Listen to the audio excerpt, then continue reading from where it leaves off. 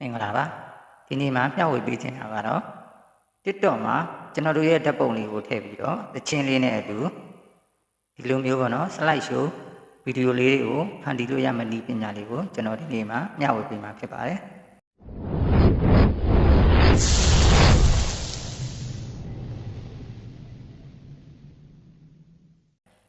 ဒီနည်းပညာလေးကိုစတင်ဖို့အတွက်မိတ်ဆွေတွေရဲ့ဖုန်းထဲမှာရှိတဲ့ TikTok application လေးကိုနှိပ်ပြီးတော့ဖွင့်လိုက်ပါTikTok ကိုဖွင့်ပြီးသွားပြီဆိုလို့ရှိရင်တော့ဒီအောက်နာကဒီအပေါင်းနေရာလေးကိုတစ်ချက်နှိပ်ပါ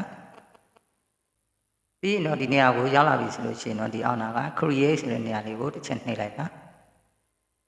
ပြီးလို့ရှိရင်တော့ဒီနေရာမှာ slide show style လေးတွေပေးထားပါတယ် template လေးတွေပေါ့နော်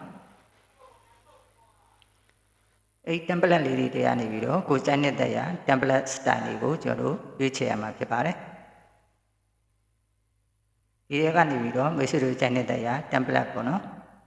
slide show ဗီဒီယိုလေးတစ်ခုကိုနှိပ်လိုက်ပါ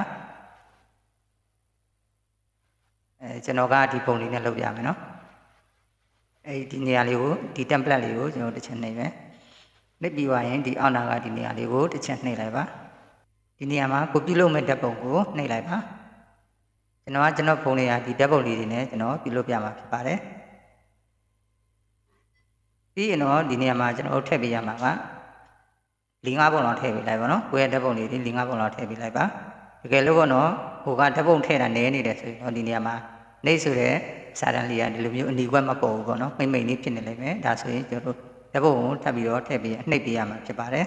ဓာတ်ပုံနှိပ်ပေးလိုက်လို့ဒီလိုအကွက်လေးတွေဖြစ်သွားပြီပေါ့နော်ရပြီဆိုရင်ဒီအောက်မှာနှိပ်ဆိုတဲ့နေရာမှာအကွက်လေးအနီကွက်လေးပေါ်လာမှာဖြစ်ပါတယ်ဒီနေရာလေးကိုတစ်ချက်နှိပ်ပါကျွန်တော်တို့ဒီနေရာမှာတော့ကျွန်တော်တို့ကတချင်းထည့်မယ်ဆိုလို့ရှိရင်ဒီပေါ်နာက original sound ဆိုတဲ့နေရာလေးကိုနှိပ်ရမှာပါတယ်ပြီးရင်တော့ကျွန်တော်တို့ဒီမှာတချင်းထည့်ဖို့အတွက်ပေါ့နော်ကိုကြိုက်တဲ့တချင်းကိုဒီနေရာလေးကိုနှိပ်ပြီးတော့ဒီနေရာမှာကိုကြိုက်တဲ့တချင်းခေါင်းစဉ်ကိုရိုက်ထည့်လိုက်ပါနေရာမှာကိုကြိုက်တဲ့တချင်းကို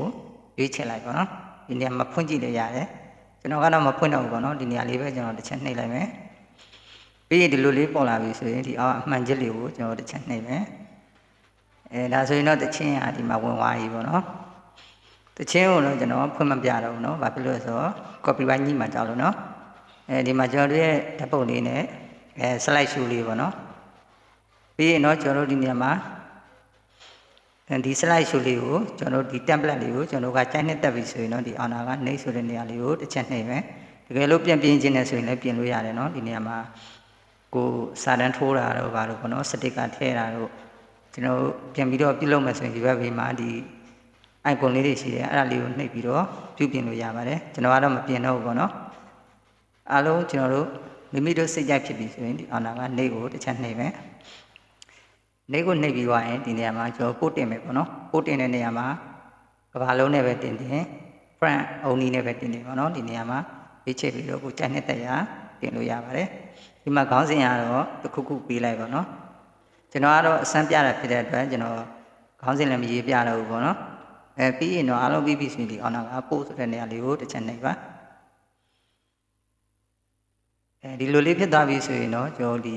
honor က profile ဆိုတဲ့နေရာလေးကိုတစ်ချက်နှိပ်မယ်ဒီမှာကျွန်တော်တို့စောကကျွန်တော်တို့လွတ်လိုက်တဲ့ slide show template လေးပေါ့နော်ဒီမှာဒီထိတ်နာမလာပြီးတော့ပေါ်နေပြီဖြစ်ပါတယ်အားလေးကိုတစ်ချက်ပြန်ပြီးတော့နှိပ်ကြည့်ရအောင်ဒီမှာရပြီနော်ကျွန်တော်ကဖွင့်မပြတော့ဘူးကျွန်တော်ကဒီ slide show လေးကို template လေးကိုကျွန်တော်ဖွင့်မပြတော့ဘူးเนาะဘာကြောင့်လဲဆိုတော့ဒီမှာ background မှာကျွန်တော်ကသချင်းထည့်ထားတဲ့အတွက် copyright ညှိမှာကြောက်တယ်เนาะကျွန်တော်ဖွင့်မပြတော့ဘူးဒါကတော့ကိုယ့်ရဲ့ဓာတ်ပုံလေးနဲ့သချင်းလေးတွေထည့်ပြီးတော့ slide show ဗီဒီယိုလေးတွေဘယ်လိုဖန်တီးရလဲဆိုတာကိုကျွန်တော်မျှဝေပေးခဲ့တာပဲဖြစ်ပါတယ်ဒီနည်းပညာလေးကိုကျွန်တော်မိတ်ဆွေများပြုလုပ်တတ်လိမ့်မယ်လို့ယုံကြည်ပါတယ်ကျွန်တော်မိတ်ဆွေများအားလုံးရှင်လန်းချမ်းမြေ့ကြပါစေခင်ဗျာ